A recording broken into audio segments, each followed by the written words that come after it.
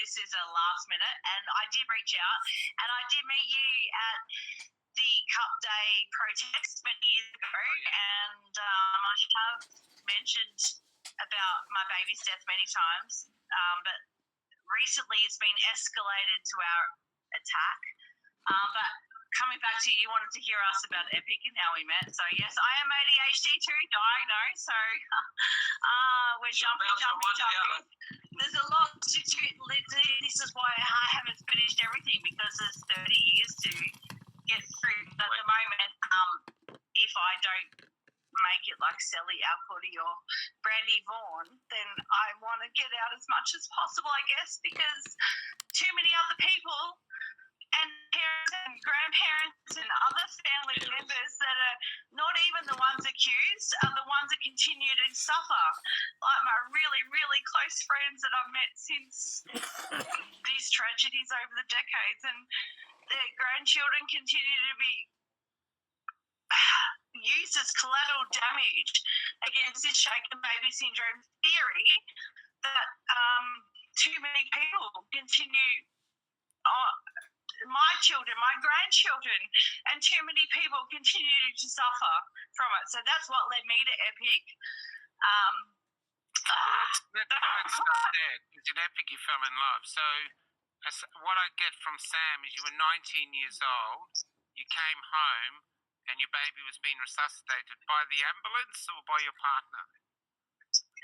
At the time, by my partner, the man that Michael, I've been trying. If anyone knows Michael Taylor from Langarone, it's a very common name. I've been trying to find him for so long because he also lost everything and he got bashed.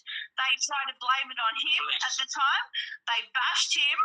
I was not accused at the time. They went after me in September, yet they falsified all the documents to try and say I was accused at the time. Tracy, yeah. Listen. We can talk for 3 hours if we want to. So why don't we just... there's so much. Why don't we just take... There's 10 years, I'm sorry. I don't know if there's the microphone on this one. Take a breath and let's just share the story. I actually want to show this. Does everyone know about this? This poor lady that suffered. This is what it comes to, but... It's similar. It's very similar. I know it comes to that. Sorry, that's part of my notes that I had tonight. I know it comes to that. But if you just pound on people's heads, people don't listen. They've got enough problems on their shoulders. They've got enough shit going on. If someone's going like that at them, they'll switch off. And so you'll never get to tell your story.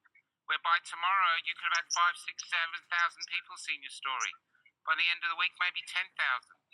So why don't we just breathe and slow down? My mum actually suffered industrial deafness. But I really want to hear the story. But I've been working all day, and I'm really exhausted, and I just can't take this. Cool. So if you can't slow down, we'll just call it a break, and maybe you can find some other podcasts to go with. But I can't do this. I'm too worn out. But I really want to hear. But let's just slow down, shall we? Is that okay? Yeah.